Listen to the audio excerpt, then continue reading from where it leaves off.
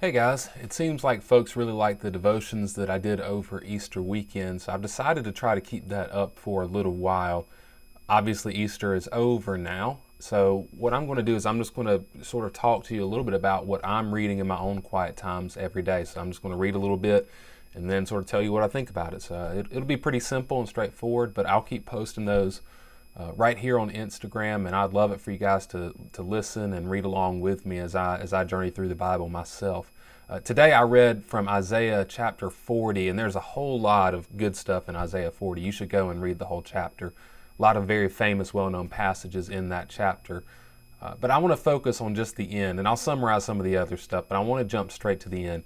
This is Isaiah chapter 40, verses 27 through 31. It says, Jacob, why do you say, and Israel, why do you assert, my way is hidden from the Lord, my claim is ignored by my God?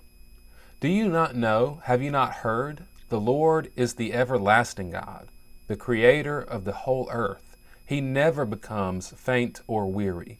There is no limit to his understanding. He gives strength to the faint and strengthens the powerless. Youths may become faint and weary, and young men may stumble and fall. But those who trust in the Lord will renew their strength. They will soar on wings like eagles. They will run and not become weary. They will walk and not faint.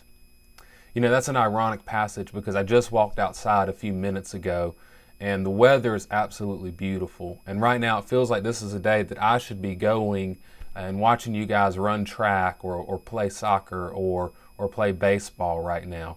But I'm not doing that because we're locked up. These verses kind of, speak a lot to athletes, running and not growing weary.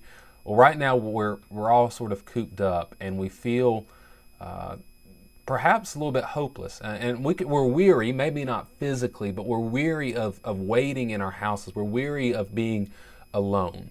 And this verse encourages us even in this kind of situation, because this verse is written to people who had faced God's judgment. In Isaiah, there's a lot about the coming judgment of God, and this is sort of written in the aftermath, saying that after the judgment, God will redeem his people. Why will he redeem his people?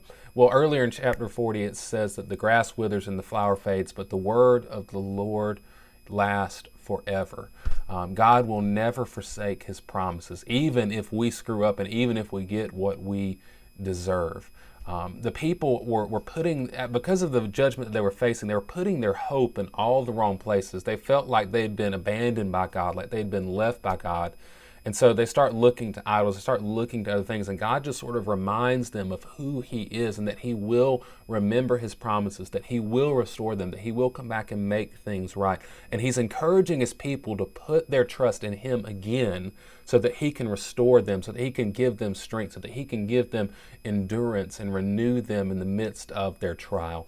That's a good word for us right now.